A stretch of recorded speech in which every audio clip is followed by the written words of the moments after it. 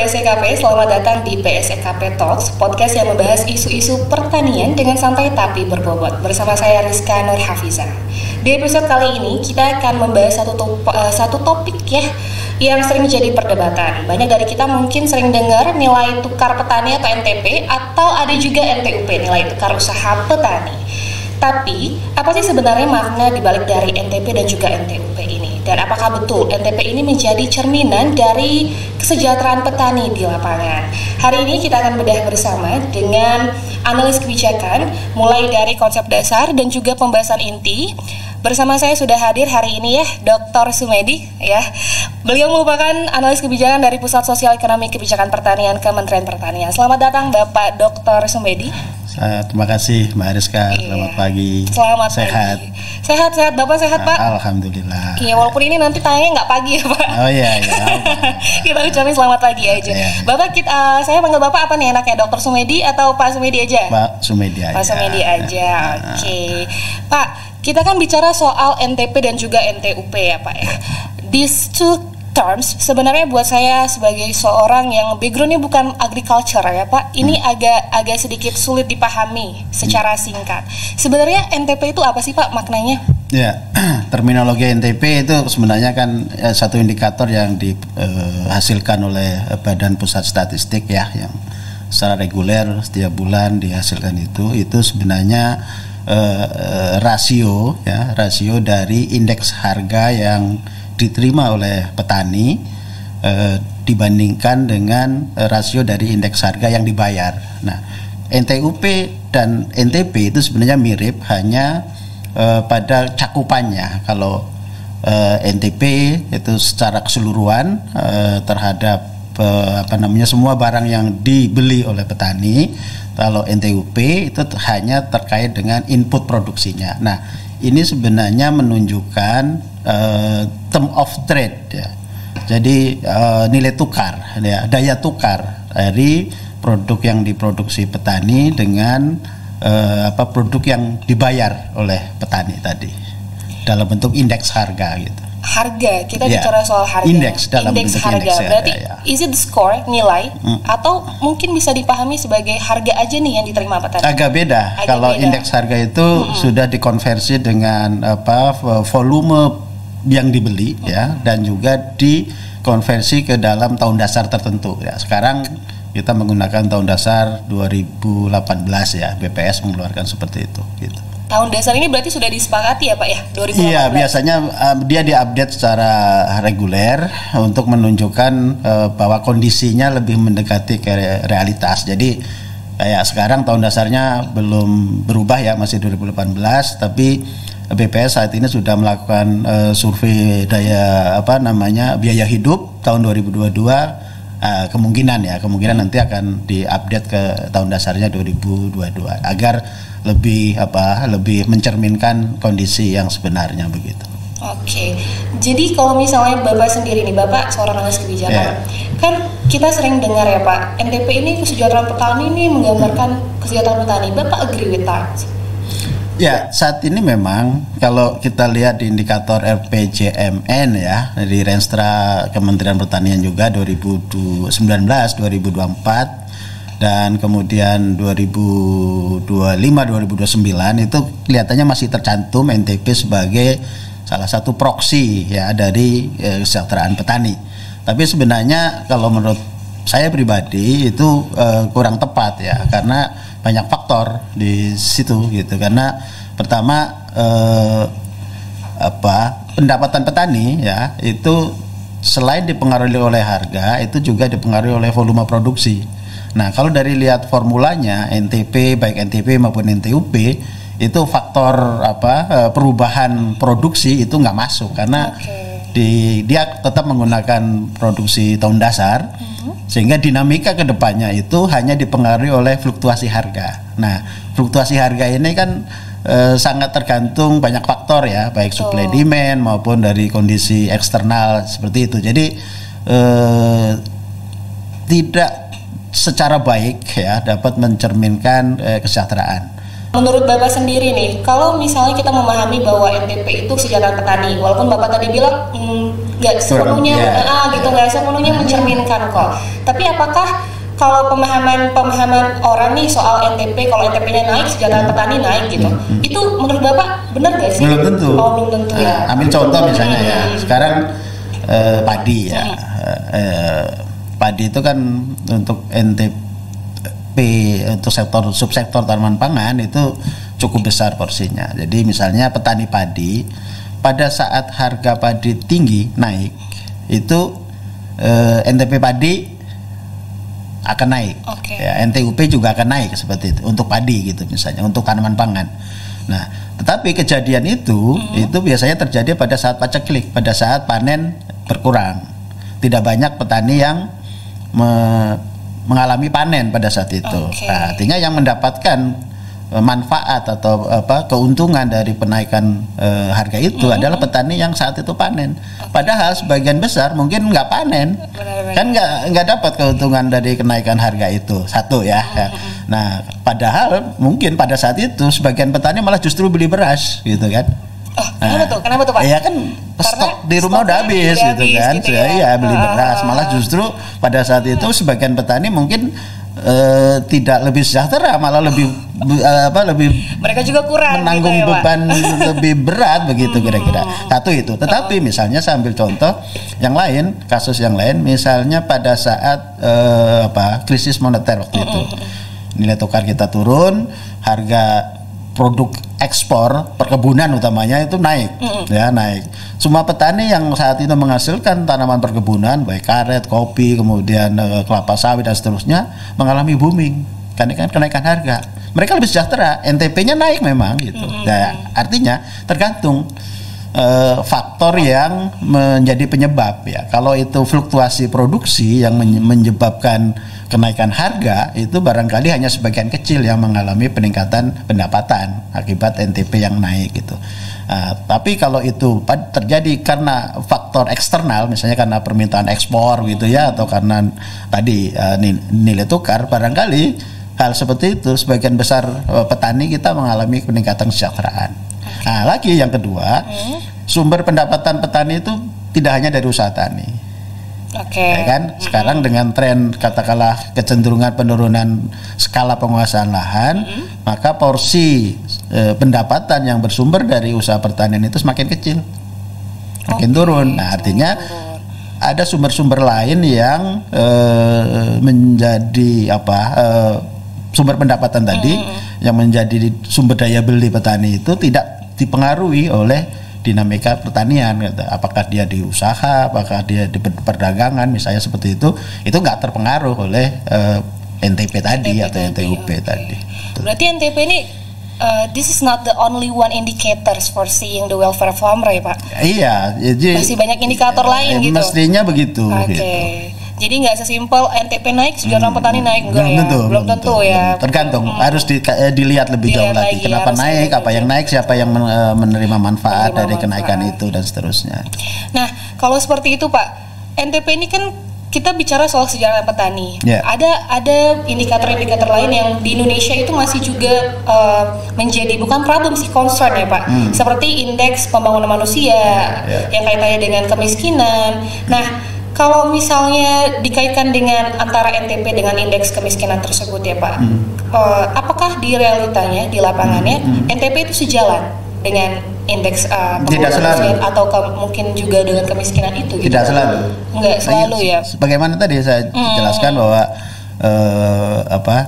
NTP dan NTUP itu lebih menunjukkan term of trade ya, nilai daya tukar dari usaha pertanian terhadap konsumsi rumah tangga maupun terhadap usaha input produksi dari suatu usaha pertanian. Nah, apakah itu berkaitan dengan welfare? Agak jauh tadi saya ceritakan. Apakah itu juga berkaitan dengan indeks pembangunan manusia?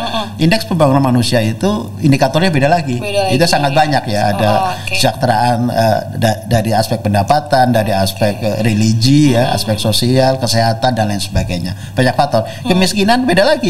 Karena kemiskinan didasarkan pada pengeluaran di atas atau di bawah suatu garis kemiskinan yang ditetapkan oleh pemerintah. Nah, artinya kalau kemiskinan itu sudah mengcover semua sumber-sumber pendapatan. Padahal tadi saya sampaikan pendapatan petani, sumber pendapatan rumah tangga tani saat ini tidak hanya tergantung pada usaha pertanian, gitu. Kira-kira seperti itu. Jadi kompleks ya Pak sebenarnya. Ya, itu gitu indikator yang berbeda lah. Indikator yang berbeda. Jadi ya memang nggak bisa sejalan gitu maksudnya. Ya, bisa dimanfaatkan tiga-tiganya untuk tujuan tertentu, untuk tujuan kebijakan tertentu. Tapi tidak harus sejalan. Tidak harus sejalan. Nah, tadi Bapak bilang nih soal kebijakan. Kita lari deh ke kebijakan, Pak. Kita kan policy analis ya, Pak. Artinya kita hanya merekomendasikan. Tapi at the end of the day, we give the recommendation for the policy maker, ya, Pak. Nah, menurut Bapak, ada nggak sih resiko yang mungkin kita dapatkan policy maker hadapi gitu ya, Pak ya? Karena terlalu bergantung pada angka NTP gitu. Mungkin lebih bahasanya gini, ada nggak potensi salah arah atau bias untuk memahami NTP sendiri ketika beliau itu nanti si policy maker ini melihat our recommendation, kan kita bakal banyak ngasih alternatif, Pak. Nah, itu menurut Bapak apa sih, bukan lebih tips ya, Bapak mengarahkan gitu, harusnya seperti apa sih yang harus dipikirkan oleh policy maker? Yang pertama, tidak hanya NTP atau NTUP saja, suatu indikator tadi perlu dipahami sebagaimana makna yang ada. Gitu. Jadi ketika kita memahami NTP naik, artinya pada saat itu usaha pertanian lebih menguntungkan. Itu saja begitu kira-kira. Nah, kalau lebih lebar lagi, lebih luas lagi berkaitan dengan peningkatan pendapatan rumah tangga, kesejahteraan, ini menggunakan tambahan variabel yang lain begitu. Jangan hanya satu-satunya di situ. Itu pentingnya di situ. Nah, kemudian nanti kebijakannya apa yang dituju kan gitu.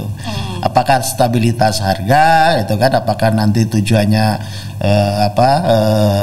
peningkatan kesejahteraan atau pendapatan petani atau yang mana. Nah, kita bisa mengkombinasikan berbagai indikator yang kita miliki gitu sebenarnya.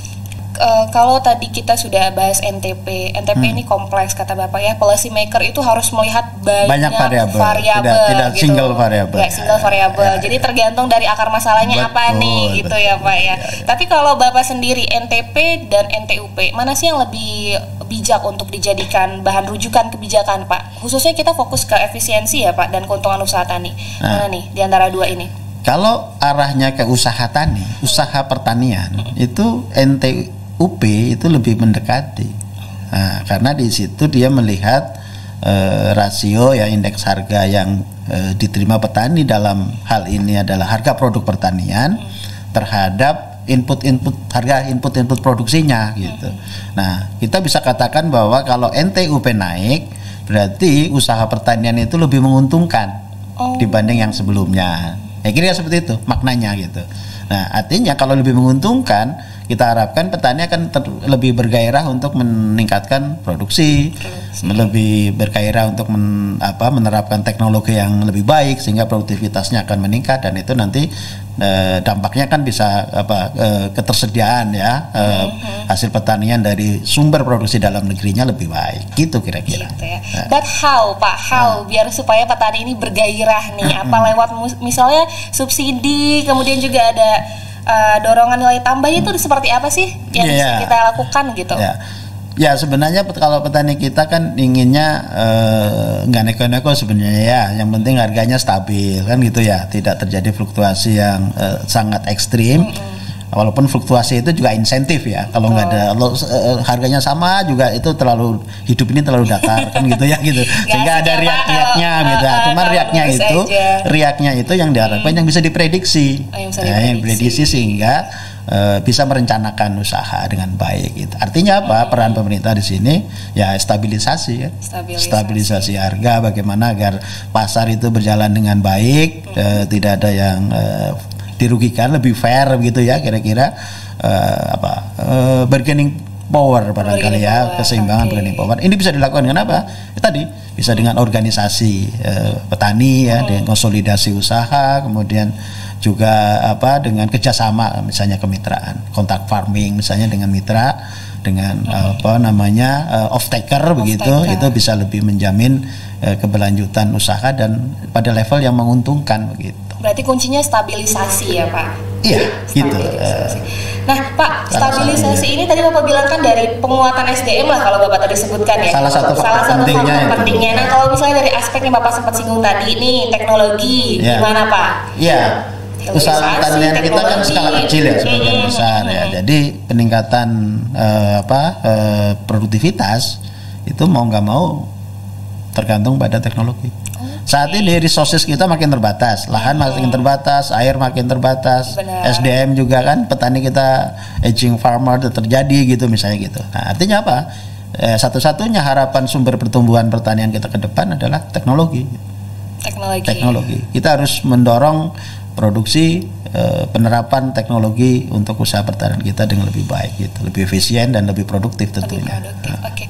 Baik ya Pak, apakah benar nih our technology for the farmer itu sudah enough, sudah cukup? Ya belum. Nggak pernah cukup itu.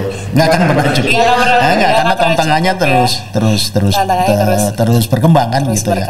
Gitu. Tantangan apa sih Pak? Yang paling serius paling kelihatan banget dari penerapan teknologi yang paling serius dan akan terus ada itu misalnya perubahan iklim. Oke.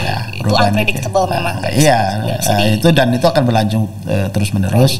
Kemudian yang kedua ya kita menghadapi scarcity ya, kelangkaan sumber daya. Ya, kelangkaan sumber daya pada satu sisi lain kebutuhan terus naik kan. Iya, karena pertumbuhan naik, pendapatan naik, tuntutannya naik dan segala macam itu. Nah, tadi kan kita bicara udah soal teknologi. Nah, di ininya kita bicara soal koperasi, Pak. Koperasi ini kan lagi happening banget juga nih di luar.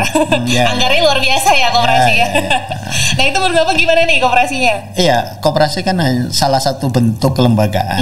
Artinya baik saja koperasi didorong misalnya menjadi suatu bentuk badan hukum dari kelembagaan petani kita misalnya. Apalagi ruh dari koperasi itu kan terutama dari anggota untuk anggota gitu kan, artinya kebersamaan itu dibangun di situ ya, gotong royong dalam usaha, dalam perekonomian itu dibangun, dan ini cocok sebenarnya dengan budaya kita ya, budaya petani kita yang dari dulu gotong royongan gitu. Berarti kan koperasi nggak too much untuk ambil banyak resources kan Pak untuk membangun mestinya enggak dari orkestrasi resources yang ada di petani ya, di pedesaan itu mestinya bisa ya kita bentuk badan hukum dari kelembagaan petani dalam bentuk koperasi misalnya, salah satunya ya. Untuk strategi jangka panjangnya Pak, bagaimana sih menurut Bapak pandangannya ini? Kita kan sekarang juga lagi giat-giatnya membangun UMKM. Nah itu gimana Pak? Kaitannya mungkin UMKM ini bisa nanti kerjasama dengan petani, pokoknya sebagai suatu kolaborasi lah. Sebenarnya ya UMKM tidak tadi ya, kan kita topiknya NTP, tidak berkaitan langsung sebenarnya, tapi bisa saja secara tidak langsung berdampaknya terhadap tadi ya, terhadap stabilisasi harga tadi misalnya kan, itu sesuatu yang berpengaruh terhadap harga itu baik langsung maupun tidak langsung itu nanti akan berpengaruh terhadap nilai NTP dan NTUP. Nah, artinya pengembangan UMKM tadi, apalagi misalnya UMKM yang bergerak di sektor pertanian, mengolah produk-produk pertanian misalnya, artinya di situ menciptakan nilai tambah, menciptakan demand atau permintaan terhadap produk pertanian, ya, yang pada akhirnya nanti harga yang diterima oleh petani akan lebih baik. Nah, artinya kan indeks tadi ya, indikator NTP, NTUP juga terdampak akan meningkat misalnya seperti itu. Jadi selain tadi nilai tambahnya naik, secara tidak langsung meningkatkan permintaan terhadap hasil pertanian yang akan berpengaruh pada stabilisasi harga tadi. Iya, berarti kan UMKM ini nggak langsung tapi akan ada efeknya. Ya, Pak. Akan ada efeknya. Itu tadi yang Bapak bilang bahwasannya NTP itu sebenarnya banyak banget yang belum ke cover ya Pak, untuk melihat NTP sebagai one indikator. Kayaknya enggak gitu ya, karena banyak yang mempengaruhi. Karena NTP ini kan di ujung ya. Karena sudah rasio pun dari indeks kan. Nah, rasio indeks. Apa yang menyebabkan dinamika harga, apa yang menyebabkan itu yang sangat justru itu yang lebih berpengaruh nantinya terhadap tadi kesejahteraan atau pendapatan petani kita gitu. Kalau ekspor Pak, kita nggak bahas impor dulu. Kalau ekspor udah pasti untuk meningkatkan ya Pak ya. Tapi gimana nih nanti kaitannya untuk NTP dan NTUP dari segi apanya nih Pak kalau ekspornya meningkat? Sebenarnya sama. Itu kaitannya dengan harga nanti. Oke, apakah ekspor kita artinya kan kalau kita ekspor berarti ada demand dari luar negeri kan. Artinya produk kita banyak diminta. Kalau produk kita banyak diminta, banyak dibutuhkan, harganya insya Allah lebih baik kan gitu. Nah, itu yang berdampak pada NTP dan NTUP-nya tadi gitu. Oke Pak, kita balik lagi Pak. Kita ngomongin soal NTP dan NTUP. Kita sudah berada di era digital. Ini sudah di era society 5.0 ya Pak. Jadi tonggaknya lagi bukan di teknologi tapi ke SDM-nya, gitu. Dimana SDM-nya nanti yang menggerakkan teknologi. Nah, menurut Bapak, indikator apa sih yang harusnya ya Pak lebih tepat untuk mencerminkan kesejahteraan petani? Lagi-lagi petani as the main actor. Apa yang lebih tepat? Ya, sebenarnya diskusi tentang indikator mana yang lebih sesuai udah panjang ya. Kita PSKP juga aktif berdiskusi tentang isu itu dengan BPS, dengan Bappenas, dengan stakeholder yang lainnya itu, dan kita menyarankan beberapa indikator ya yang bisa melengkapi dari NTP NTUP, misalnya total faktor produktivitas. Tapi ini nggak mudah. Kalau NTP NTUP saat ini kan tiap bulan keluar ya, dikeluarkan oleh BPS. Nah, kalau TFP nggak mungkin. Nggak mungkin. Nah, TFP apa tuh Pak? Total faktor productivity. Itu sebenarnya mengukur peningkatan produktivitas karena penggunaan faktor produksi. Gitu, kira-kira gitu. Nah, ini sebenarnya mengukur shifting dari teknologi. Nah, tapi memang agak rumit menghitungnya. Nah, saat ini sebenarnya BPS itu sedang berinovasi untuk mengukur indeks kesejahteraan petani, IKP, indeks kesejahteraan petani. Itu variabelnya lebih kompleks dari NTP tadi ya, lebih kompleks. Ada variabel ekonomi, ada variabel sosial, mirip-mirip indeks pembangunan manusia, tapi dimodif secara khusus untuk petani begitu kira-kira. Nah, ini sedang dilakukan, rumusannya sudah sepanjang yang saya tahu itu sudah ada, kemudian sudah diuji coba juga. Nah, cuman yang kita belum tahu ya, mudah-mudahan nanti dalam waktu dekat bisa keluar itu hasilnya indeks kesejahteraan petani. Kalau ini berhasil dirumuskan dan dihitung oleh BPS dan dipublikasikan secara berkala, saya pikir kita bisa menggunakan itu sebagai cerminan apakah petani kita lebih sejahtera dari waktu ke waktu atau seperti apa gitu. Betul. TFP ya Pak? Yang BPS itu indeks kesejahteraan petani. IKP ya. IKP. Oke. Siapa tahu kan nanti nih sahabat PSKP yang di rumah Pak banyak mahasiswa pertanian pengen nyari judul-judul skripsi tesis bisa nih. Nah, iya bisa. Isu-isu yang lagi hangat ya Pak, indeks kesejahteraan petani kalau misalnya nanti dikeluarkan oleh BPS dalam waktu dekat kah? Saya nggak tahu. Saya belum tahu itu. Kita juga berharap itu. Kalau itu udah keluar, maka indikator kinerja Kementerian Pertanian dalam RPJMN atau dalam Resta bisa kita ganti dari NTP itu dengan IKP mestinya gitu. Kalau IKP nanti masih pakai tahun dasar? Iya. Penghitungannya. Tetap masih. Tetapi coverage-nya beda. Lebih kompleks, lebih luas. Ya. Dan itu nanti menunjukkan bisa aja IKP itu kan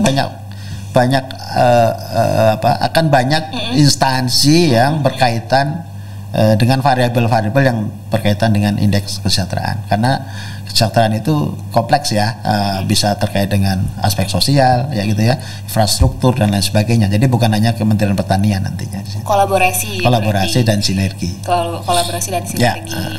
Kalau bicara soal aktor lain selain Kementerian Pertanian yang memang dari sisi Bapak sebagai policy analyst lihat, aktor mana sih Pak yang bisa untuk diajak kolaborasi dan nantinya diharapkan dampaknya akan lebih besar nih buat kesejahteraan petani? Ya, di struktur pemerintahan kita kan ada menteri koordinator, kementerian koordinator. Nah, itu kan yang membridging ya, mensinergikan, memadukan program-program yang berkaitan dengan pembangunan di bidangnya masing-masing. Misalnya kita punya menteri koordinator bidang pangan kan gitu ya, kementerian koordinator bidang ekonomi kan di situ tuh. Nah, ini Nah, kemudian sinergi antar Menko ya tentu di pucuk pimpinan kita ya di pemerintahan tertinggi presiden. Siapa tahu nanti kan nonton nih Pak ekspertis ya, dari Kementerian Koordinator ya untuk kita bisa kolaborasi meningkatkan kesejahteraan petani itu dilihatnya dari apa supaya juga nggak bias untuk melihat data ya Pak. Betul. Karena kan kalau misalnya petani Pak Bapak, nah ini ada satu yang saya kelupaan nanya.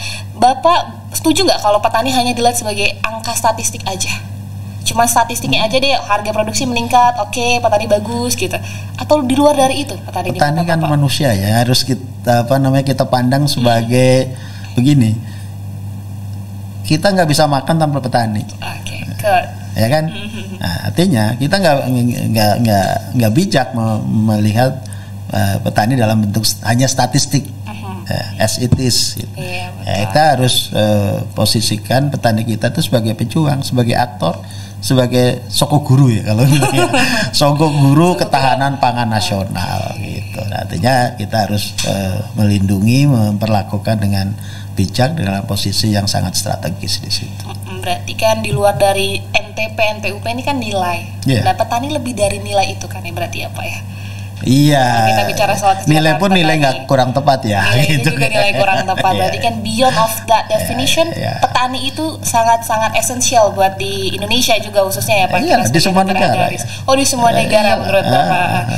Even negara itu bukan negara agraris ya. Iya. Tanpa petani tidak ada makanan. Tidak ada makanan. Tanpa makanan tidak ada masa depan. Wah, luar biasa.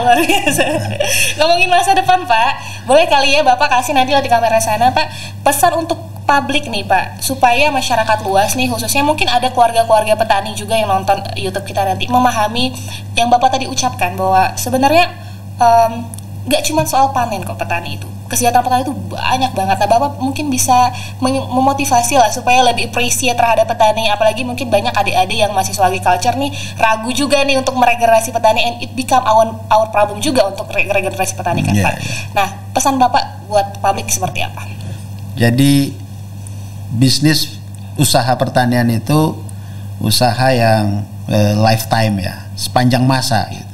Sepanjang ada kehidupan, sepanjang ada manusia pasti perlu makan gitu. Sehingga usaha pertanian itu mestinya itu merupakan usaha yang tidak akan pernah rugi, tidak akan pernah bangkrut lah, kira-kira seperti itu. Jadi menurut hemat saya jangan khawatir bahwa bagi generasi muda ya untuk berinovasi, membangun entrepreneurship di bidang pertanian tadi. Karena memajukan pertanian itu juga akan memajukan bangsa kita gitu, meningkatkan ketahanan nasional, ketahanan pangan kita. Kira-kira seperti itulah. Oke, it become our last question Pak. Terima kasih banyak. Dan kalau misalnya Rizky bisa simpulkan bahwa sebenarnya NTP dan NTUP itu memang nilai, tapi yang dibicarakan adalah kesejahteraan petani. Berarti banyak sekali yang harusnya di cover dalam nilai tersebut, tapi belum ya Pak. Dan kita masih menunggu untuk indeks kesejahteraan petani IKP ya dari BPS yang lebih coverage menurut Bapak tadi ya. Dan makna petani sendiri untuk Indonesia khususnya ataupun negara keseluruhan Bapak bilang bahwa itu sangat esensial dan seharusnya memang kita lebih menghargai petani lagi karena all of them adalah the main actors untuk ketahanan bangsa ya Pak, ketahanan pangan. Oke, sahabat PSKP itu tadi our podcast ya membahas NTP dan juga NTUP serta kaitannya dengan kesejahteraan petani. Bapak Dr. Sumedi terima kasih banyak. Terima kasih banyak sudah mengundang saya untuk ngomong di sini. Benar, Pak Sumedi ini kan this is the second time ya Pak. Ini dua kali, ini kedua ya. Edisi pertama dulu saya. Edisi pertama juga Bapak. Nanti mungkin kita akan ada topik-topik lainnya, sahabat PSKP Talks yang kaitannya dengan pertanian. Jadi jangan lupa untuk follow YouTube kita di PSKP Kementan. Kita juga ada akun sosial media lainnya di Instagram juga PSKP Kementan untuk bisa di follow lebih lanjut untuk tahu tentang PSKP Podcast.